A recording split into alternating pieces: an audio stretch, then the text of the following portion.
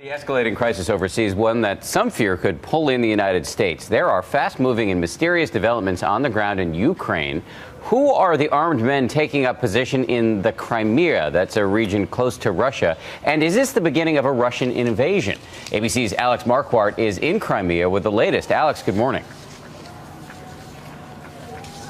Good morning, Dan. Indeed, fast-moving and dramatic developments here this morning. You can see some of the pro-Russia fervor right here behind me. The pro-Russian prime minister here has said he is in control of the police and the army. He has asked Russian President Vladimir Putin to intervene in Crimea, a request the Kremlin says it will not ignore, stoking fears of a major escalation. They are unmistakable Russian military vehicles, a convoy of Russian Marines now operating on the roads of Ukraine's Crimea. A blatant show of force by Russia, fueling fears they plan to invade, as Ukraine accuses Russia of bringing in thousands of troops. Highly professional pro-Russia armed units have taken control of Crimea's parliament and airports. These guys are patrolling quietly all around the airport. They're not being aggressive. We don't know who they are. In fact, they're not saying anything, and they have no identifying patches. What is clear is that they are on the side of Russia and are rejecting the new Ukrainian government.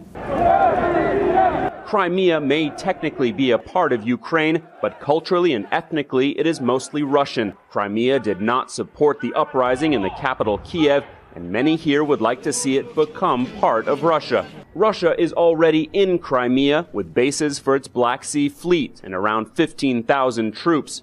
But President Obama on Friday issued a harsh warning against any further military action. The United States will stand with the international community in affirming that there will be costs for any military intervention in Ukraine.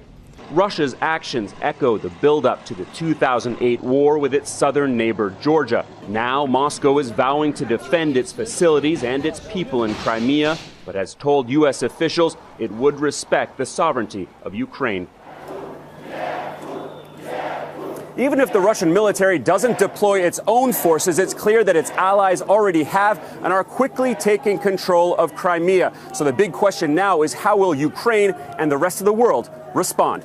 Diana? Right, a lot of analysts calling this a global chess match between the two presidents. Our thanks to you, Alex.